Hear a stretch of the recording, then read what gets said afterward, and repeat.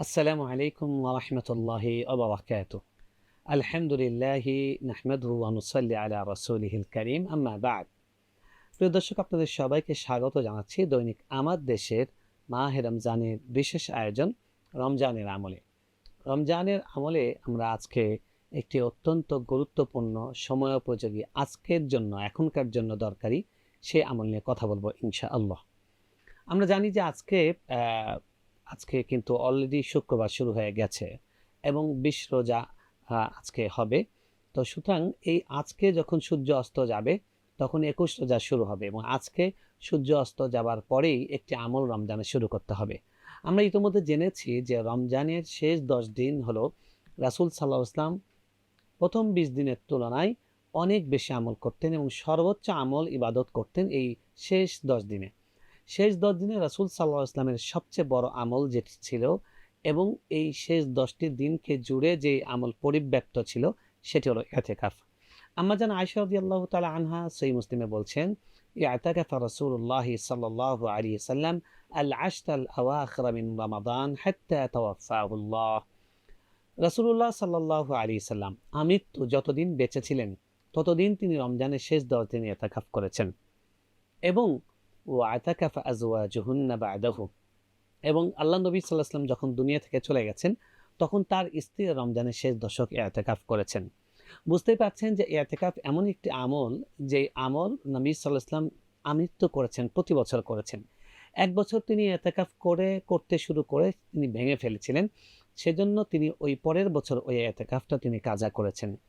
তাহলে আপনি চিন্তা করুন রাসূল সাল্লাল্লাহু আলাইহি ওয়াসাল্লাম এই আমলটিকে কত গুরুত্ব দিয়েছেন, যে ভেঙেছেন বলে কাজা করেছেন, আর এই আমলটা তিনি যতদিন বেঁচে ছিলেন সব বছর তিনি করেছেন এবং তার মৃত্যুর পরে তার স্ত্রীরা এই আমলটি করেছেন, সাহাবায়ে কেরাম এই আমল করেছেন। ইতিকাফ একটি অনেক বড় আমল। আল্লাহ রাব্বুল আলামিন কোরআনে ইতিকাফের প্রসঙ্গে এনেছেন, না? ওয়াতাহির বাইতিয়া লিত-তাইফিনা ওয়াল আকিফিনা ওয়ার রুকআইস সুজুদ। আল্লাহ রাব্বুল আলামিন ইব্রাহিম এবং তার পুত্র ইসমাঈল আলাইহিস সালামকে বলেছেন যে তোমরা কাবা ঘরকে পবিত্র করো, আমার ঘরকে পবিত্র করো, যারা এখানে রুকু সিজদা করতে আসবে এবং যারা এখানে জিয়ারত করতে আসবে, হজ করতে আসবে এবং যারা ইতিকাফ করতে আসবে। তো এই যে ইতিকাফের কথা কোরআনে এসছে, ওয়ালা তুবাশিরুহুন্না ওয়া আনতুম আকিফুনা ফিল মাসাজিদ, আর তোমরা স্ত্রীর সঙ্গে মেলামেশা করো না যখন তোমরা আল্লাহর ঘরে মসজিদে তোমরা ইতিকাফ করো। সুতরাং ইতিকাফের প্রসঙ্গ কোরআনে এসছে এবং নবী সাল্লাল্লাহু আলাইহি ওয়াসাল্লাম সারা জীবন করেছেন।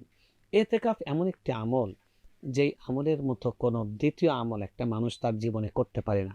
১০টি দিন জুড়ে রমজানের শেষের ১০ দিন একটা মানুষ আল্লাহর কাছে মসজিদে এসে পড়ে যায়, যেন তিনি বলছেন যে আল্লাহ, তোমার দুয়ারে এসে তোমার পায়ে পড়ে গেছি, তুমি যদি আমি যা চাইছি জাহান্নাম থেকে মুক্তি এবং জান্নাতের সুসংবাদ সেটি যদি না দাও আমি তোমার কাছ থেকে যাব না। ইতিকাফ যারা করেন এটি এমন কল্যাণ তাদের জীবনে বয়ে আনেন, যারা ইতিকাফ করেন একবার তারা সারা বছর সারা জীবন এই ইতিকাফ করার জন্য উদগ্রীব থাকেন। ইতিকাফ যখন একটা মানুষ করেন, এই ইতিকাফ যেটি রমজানের শেষ দশকে করতে হয়, এটি একটি সুন্নতে মুআক্কাদা ইতিকাফ কিফায়া। যদি কিছু মানুষ করে তাহলে পুরো মহল্লাবাসীর সবার দায়িত্বমুক্ত হয়ে যায়, যদি মহল্লার কেউ না করে তাহলে সবাই গুনাহগার হয়। ইতিকাফ এটি মসজিদে করতে হয় এবং রোজা অবস্থায় করতে হয়। ইতিকাফ এটি হলো সুন্নতে মুআক্কাদা। নফলে ইতিকাফও যে কোনো সময় করা যায়, তবে সেটাও মসজিদেই করতে হয়। ইতিকাফ নারীরাও করতে পারেন।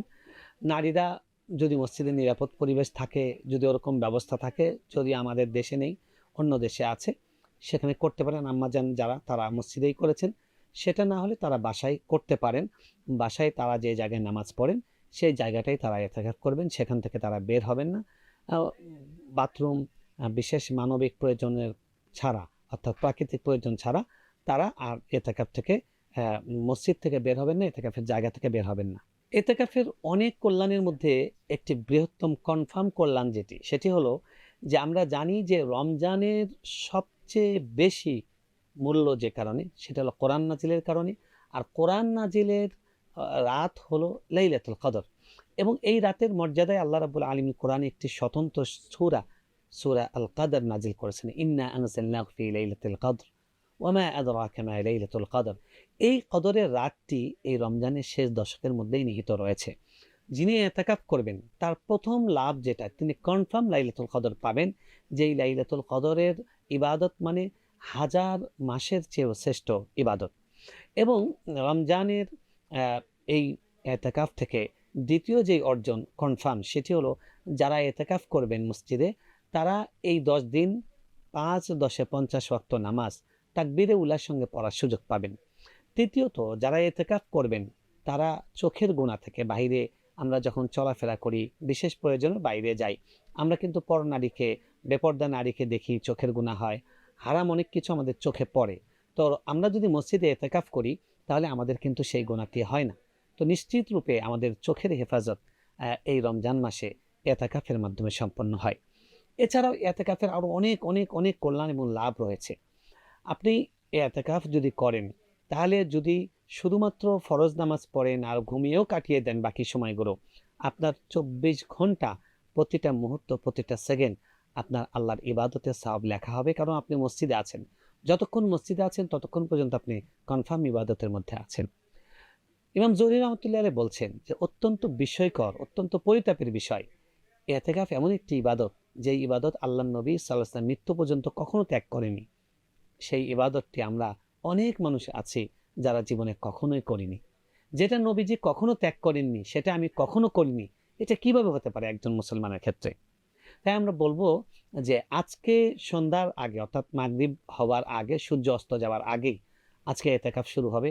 আমি আমার কথা যারা শুনবেন সব ভাইদেরকে অনুরোধ করব যে যাদের পক্ষে 10টি দিন সম্ভব মসজিদে গিয়ে এতেকাফ করা, তারা এই সুযোগটি লুফে নিন। এরকম সুযোগ জীবনে কজন পায়?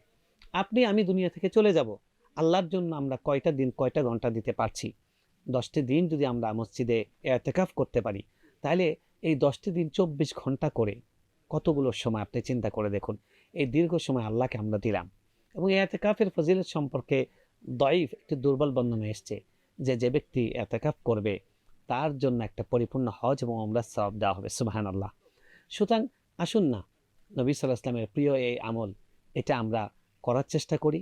আমরা গ্রামাঞ্চলে দেখতে পাই যে এই ইবাদতের প্রতি এমন অবহেলা যে কেউ ইবাদতটা করতে চায় না। গরিব মানুষ খুঁজে বের করে তাকে বলে যে তোমাকে টাকা দেব, তোমাকে খাবার দেব, তুমি এতেকাফ করো। যেন এরকম যে আমাদের জান্নাত হয়ে গেছে, আমাদের সওয়াব অনেক বেশি হয়ে গেছে। গরিব মানুষ, তোমার সওয়াব দরকার, তাই তোমার ঠেকা, তুমি এই সওয়াবটা অর্জন করো। অত্যন্ত পরিতাপের বিষয়। এতেকাফ টাকা দিয়ে করলে সেটা এতেকাফ হবে না। এতেকাফ স্বতঃস্ফূর্তভাবে করতে হবে। আমাদের অনেক বয়স্ক কর্মজীবী, কর্ম থেকে মানে অবসরে যাওয়া মানুষ আছেন, তারা খামোখা বসে বসে সময় নষ্ট করেন।